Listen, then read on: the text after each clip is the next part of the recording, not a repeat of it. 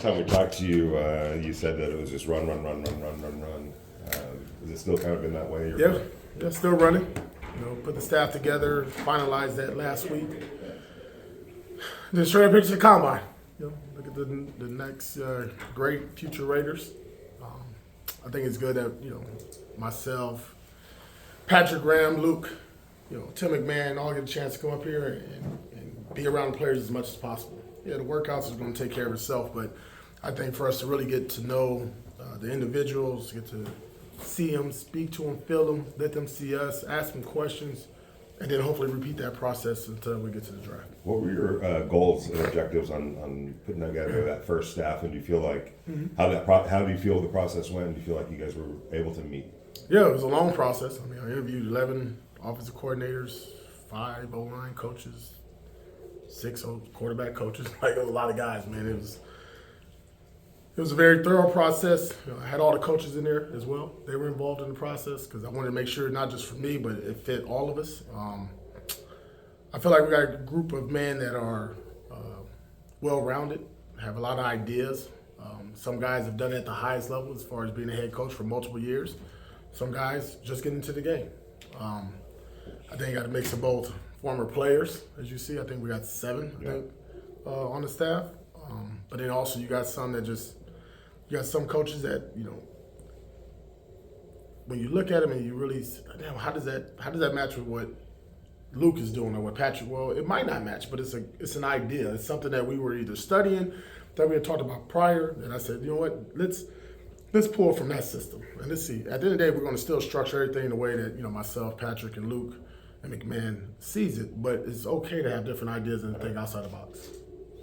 For you, how important was it, AP, to get people who would obviously respect your position as head coach, but weren't afraid to say, hey, I think we can look at other ways of doing things? Yeah, no, that's one thing I look for. It's not a dictatorship. I don't run that kind of program, and that's not how we are. And I'm not worried about other people speaking up or voicing their opinion. I want that. I don't want yes sirs around me. I want people to tell me when I'm right, when I'm wrong, come up with different ideas. And I'm good enough in my own skin where I'm not worried about having former head coaches in there. That doesn't bother me. That actually, I don't even know how that's a negative. I think that's the total opposite. When you have the opportunity to bring in people like a Marvin Lewis, a Joe Philbin, to have Rob Ryan around, to have Coughlin still be on speed dial, that's invaluable. So for me, just putting that whole group together and then mixing them like we just talked about with other guys and coming up with the ideas and really problem solvers. Because there's going to be a lot of things that happen over the next, it's happening now at the Combine. Things that happen over the next couple of weeks and months that I won't be prepared for and I won't know. And to get that heads up and get that in advance is really good for me. There's a lot of different flavors of quarterbacks that are going to be in this combine. Is there a particular style that fits with what the Raiders want to do in your mind? I just want a leader. I want a guy that can lead, that wants to compete. I want a guy that's not afraid of a challenge, because this is a big challenge that we have in front of us, especially you got the world champs in our division again. You know what you got to deal with each and every year, as long as Patrick Mahomes is in that division. And I want somebody that says, you know what, I want to go for that challenge, because that's the same way I look at it going against those other 3 head coaches in this division. And then somebody that just wants to really compete. I want to see that competitive spirit in our quarterback. A guy that, when the game's on the line, he wants the ball in different ways, either making the throws, doing it with his legs, or, putting us in the right call. So those are the things I'm really looking for, those intangibles. I don't want to go with the unknown. I want to go with a proven winner and somebody that knows what it's like to grind and go through some adversity, because we're going to go through that. Speaking of the Chiefs, in your mind, how close do you feel this team is to be able to beat them consistently? Yeah, that's the key word, consistently. You can do it one time. We can be a one-hit wonder. I know that's what everybody expects us to do, but we're expecting to compete and trying to build a team and a staff and a roster to do that. And again, it's going to start with, to be honest, it's got to start with your defense, because you got to deal with the quarterback and the offensive coordinator and the head coach, who are very good, the best of the best, man. Going to go down as probably gold jackets. Let's call a spade. And how close are we? I don't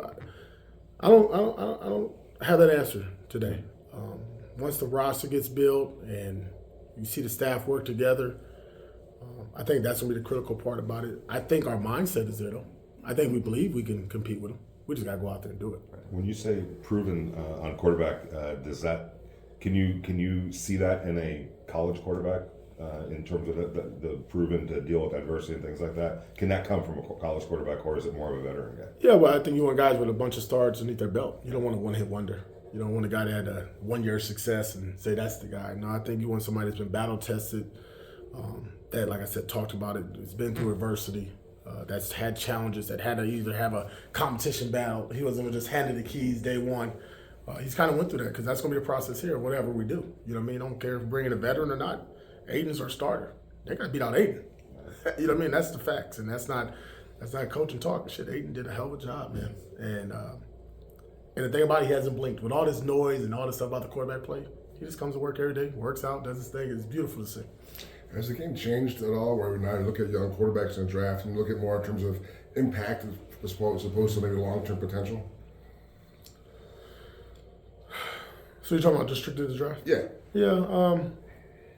I would hope whoever we draft, that's the route we go. If that's who the starter becomes, you know. And if it, again, I'll go back, if it's Aidan or if it's somebody we draft or we bring in, you don't want to put a Band-Aid at that position.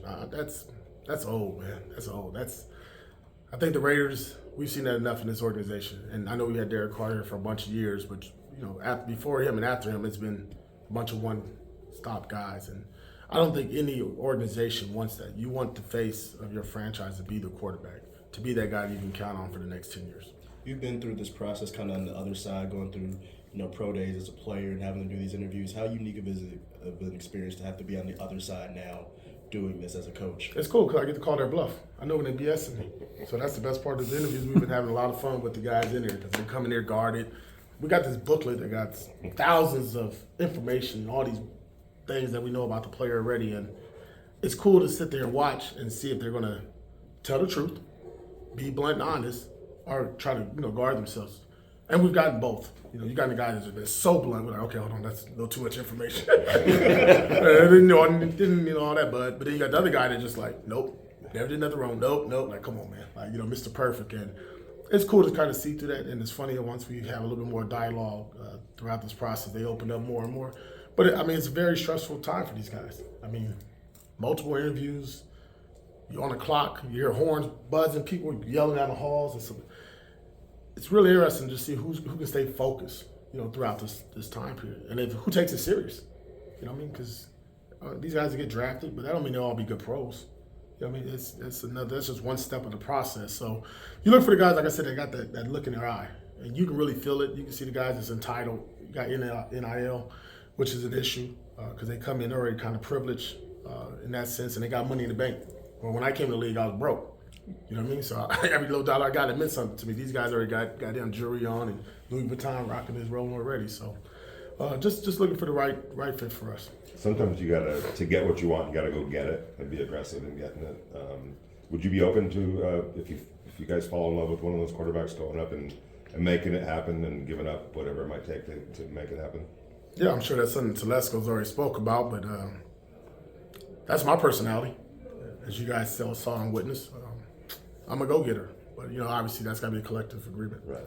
You are a guy, a lot of guys get your job and they almost become corporate. You're who you are and nothing changes you. Does that go back to your mom, your grandma? Where does that come from in you? Yeah, because when I leave this job, I'm going to be that guy I was before. This is a temporary seat. I'm not no fool. I got hired, I'm going to get fired.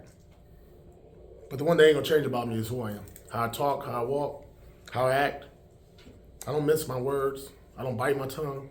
It is what it is. So, like it, love it. This is no different. I told Mark Davis day one, man, this is me. I don't know what else you guys want. I tell everybody, like, it's not a joke. It's not a gimmick. It's me. But, you know, and I think that's what people want to see. I walk through the halls. I see all these, you know, head coaches and former players and scouts and coaches, and yeah, those are the same guys that either told me I couldn't do what I was going to do or had my back. And I keep receipts. On offense, you can have the quarterback and weapons, but you know it's tough to have success unless you have the offensive line in place. What do you feel like you guys need to improve with that unit moving forward? Yeah, to me, how I like to build this team, I think me and Telesco see the same way. It's got to be built in the trenches, man. I get it. We can go get a skilled guy, get a quarterback. Hell, nobody blocking for him. What does it matter? So really, I'd love to see us just really be really sound up front, man. I thought our offensive line the last part of the season did a hell of a job, man. I thought they got together, they battled. You had guys battling through injuries, and they didn't want to miss one snap, and they played for one another. But you want to have that consistent group each and every week, and then you want to have a core group of guys. Again, I was fortunate for the organization I played for that those guys played together for 7 years consecutively, and that was impressive to see. And when you look at teams across the league, I know it's hard with free agency, but you'd like to see that group, because that's the one position where you got the most players on the field at one time, right? Those 5 O-linemen. And most teams, when they have this, they're pretty goddamn good, regardless of who's at quarterback, at running back, because they set the tone. And I think our guys really took pride in that. Colton Miller did a hell of a job. Jermaine, Mumford, Dylan. I mean, those guys, man, they battled their ass off. And I know it's free agency. You don't know who's going to come back and go. But whoever we put in those places, man, that's going to be the mindset. And up front, and then on defense, listen, you know we got some ends. And them boys showed up, right? You know what you're going to give with Max. Malcolm Kuntz is coming to his own. And Tyree would be just fine. But just how good would it look if you just put a couple more pieces in the middle of that defense, man? And now Max doesn't have to run so far on the outside because that quarterback, he can't step up no more. You know what I mean? Because you got the inside big gap pressure and force. So I think for us, and that's my main focus, is really just building this team inside out. And I'd love to see us get some badass dudes, man, that are heavy-handed, physical, that play the game the way that I see it being played. Do you see Dylan as a guard long term, or does this look up in the air a little bit as far as where you might? I think Dylan can play any of those positions. I think it's all going to come based off of what we do in free agency in the draft, to be honest. But you saw a kid that filled in at center right away and did a hell of a job in those 2 games. Put him at guard, and I thought did a really good job of going against like the Chris Jones of the world. You know what I mean? And holding his own. You know, that's a tough matchup, but never blinked, man. Never blinked. So it's good when you have somebody that has that kind of position flex. It gives us a lot of options. You called Josh Jacobs the heartbeat of the team. We asked Tom Telesco about bringing him back. He said, we want to prioritize bringing our guys back. How important is it to get JJ back? I love it, man. 2-headed monster with him and White, watch out. Just watch out. Like that's, man, Josh, I have so much respect for Josh because the last 4 games he battled. He tried everything possible to play. Didn't work out, but he tried to the very last game, man, to play, and he had a lot on the line. And that was unselfish of him to do that, and I really respect that and appreciate it. But at the end of the day, I know it's a business. I know he wants to get paid. I hope he gets paid as a Raider because I still believe that. Regardless if he's not here, man, he was one of my favorite players to watch, coach, and be around because of his mindset. He is an alpha. He is what you want at running back. You know, he is that guy that when he talks, people listen, and you respect that. And you watch the style of play, and it fits what we want to do. You can't go into a year with one quarterback, so obviously you have to add some. But my question is, every time you talk, you bring up Aidan. You believe in Aidan. And I'm just curious, do you think some people overlook him? Yeah, I mean, because it's easy, because this is a hell of a draft class. It's some really good free agents out there, too. But it's no different than at the Minnesota game. Everybody thought I should bench Aidan or do something else. I stuck with Aidan. I said that day one. You remember I said, going forward, we're going with Aidan. I don't go back because what everybody tells me to do or what they think I should do. You see the body of work each and every day. When you're around somebody, you understand them a little bit more than when people just see him, say, on Sunday or at an appearance. I'm watching a gentleman who knows that he has a lot to work on. And the first thing he did after the season was over was get his butt right back in the building. First thing he did when we got the staff was come right up there and introduce himself. That's a pro. That's a pro. And it would be disrespectful for me to talk about anybody else other than Aidan. But Aidan does know there's competition. Devontae Adams knows there is competition. Max Crosby knows there is competition. So if you're going to do it with the quarterback, you got to do it with everybody. And that's one thing about this team is that they're very competitive. They understand this next man up mentality. I get the stars and all that, but hell, we're a production-based business. Tom Telesco mentioned yesterday that one of the things that's impressed him is how many of the guys are in the building every day. He says it talks about their commitment to their craft, but to their team. Could you talk about that, please? It's shocking. I mean, we're talking anywhere from 17 to 25 players since after the Super Bowl, each and every day. And I don't know why, but they seem to like to be around the building a little bit more. You know, they seem to understand what they can do to get better and help us get better and win. And I said this probably in my last press conference. There's some meat on the bone and guys felt like it's unfinished business. The season ended, and they wanted more. And that mindset has carried over into some of our core guys. And our main guy who's here every day, Max Crosby at 6 a.m., which he was there today, they're following his lead. And that's good to see, man. And like I said, it goes back to even Aidan. Those guys are leading by example. And whoever we bring in this bad boy, they got to follow the lead or they got to get out. And that's just how we're going to roll. But it's really impressive to see that they want to be around the building, because I know how I was when I was a player. When the season's over, I was getting the hell out of Dodge. I want to get the furthest away from the coaches and the facility. And I think we create a culture and a fit at the building where it's okay to hang out. You know, we're not gonna step on your toes. I give them a wave, see them. I don't check in and see if they're doing. Listen, man. At the end of the day, we're gonna see the results when we get out there in the spring, and more importantly, when we get to training camp. As the coach of the Raiders, you have a pretty big microphone, and we saw what happened with the comments we talked about it earlier. But you know, with the Patrick Mahomes rules, and when you see the reaction that some people may have taken that the wrong way, do you just kind of laugh because now people are actually keying in on everything that you say and what Antonio Pierce has to say? I always heard good press, bad press is press. And if people want to talk about the Raiders in February, then we're doing something right. Even if they think it's wrong, they'll be right at some point. You mentioned Tyree. I know Max said he's been very tough on Tyree. As a coach, you gotta love that. I'm sure. It must be something rewarding you think for Tyree in the long run. It is. It'd be good. You know, I know Tyree took some time. Think about it, he didn't have an off season. Had surgery, couldn't really work out. When we throw him in the fire, he's not quite there yet. You know what I mean? And came on very strong at the end. And we talked about it. He said, "Listen, I'm gonna take some time, go with my family," which I think he needs to. But the one thing I do know is that he's gonna be back here early in March, before we get started April 15th, and he's gonna be with Max.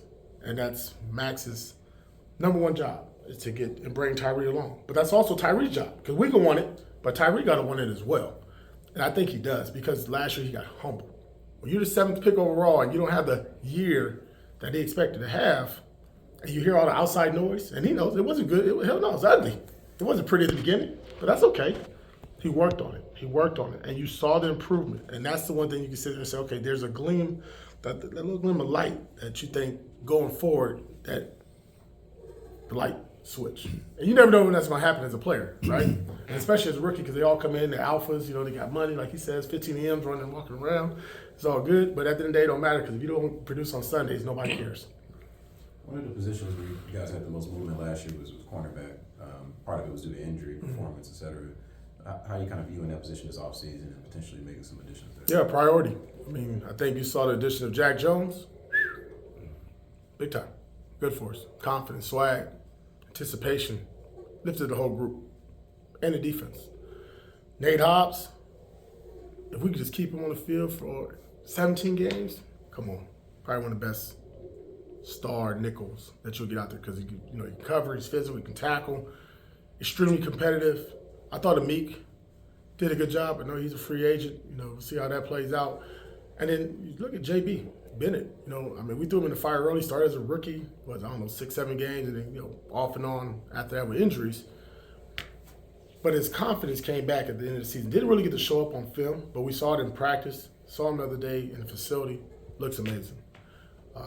So you're right. Yeah. Do we got to add pieces? Yeah, we got to add pieces. And the pieces we want are guys that want to compete, short-term memory. We want the alphas, man. I want those guys out there that extremely confident. They got to be. They got to have short-term memory too now, because they're going to get popped. They're going to get popped. But you want those guys, man, that just, I want that challenge. I want Tay every day in practice. You know what I mean? I want to go against Trey Tucker. I want Jacoby. I want to go against that guy every day to get better. I want those guys. I don't want guys that's coming in here to just put on the logo or the silver and black and say, I'm a Raider corner. Hell no. I want them to have that mindset that I'm going to be the best. And is that going to happen right away? No. But that group overall, with who we got in that room, is going to bring the best out of them. Every team, every franchise is different every year. But Jack Jones talked on Twitter the other day about people wanting him to go out and recruit free agents. But he said, I believe in the guys in this locker room. I'm not going to go recruit anybody. Yeah. I mean, that's almost Antonio Pierce type swag, isn't it? Yeah, man, listen. Jack is a loyal dude, man, as you guys have seen. Loyal player, loyal human being. And he loves his group. And like I said, when he came in, first and foremost, they put their arms around him. We need to love up Jack Jones. He had went through a little bit as well earlier on in his career, and he felt that love for those guys. So as a player with their brothers, you don't want to see them go anywhere else. And we don't either. But, it's a business, and you understand you're not going to be able to keep all your players because of financial situations. But to hear your guys, one, go to bat for a coach, go to bat for one another, what does that tell you? Tight-knit group, man. And that's why when people ask me why I talk or do what I do is because I'm backed up by 53 dogs. 53 dudes that's ready to freaking go to war. Still, in February.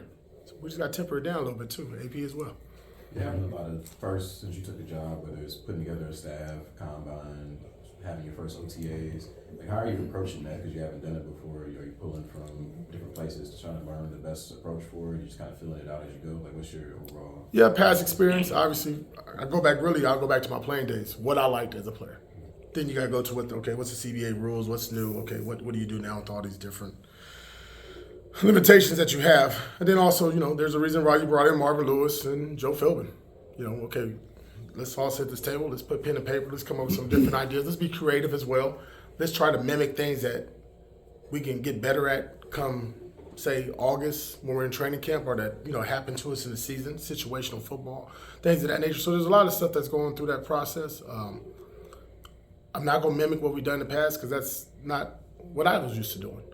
And that's not a knock to anybody, but, this is your first time, like you said, to put your stamp on it. And there's certain things I want to emphasize. And you just try to build that throughout the offseason. I think we're going to have great participation. So then you also got to reward the guys, too. You got to be smart.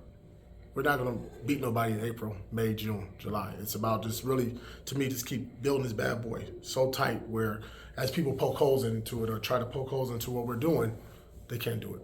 And coaching cornerbacks like you were just talking about, when you evaluate this draft class, what do you think is potentially the deepest position group coming out?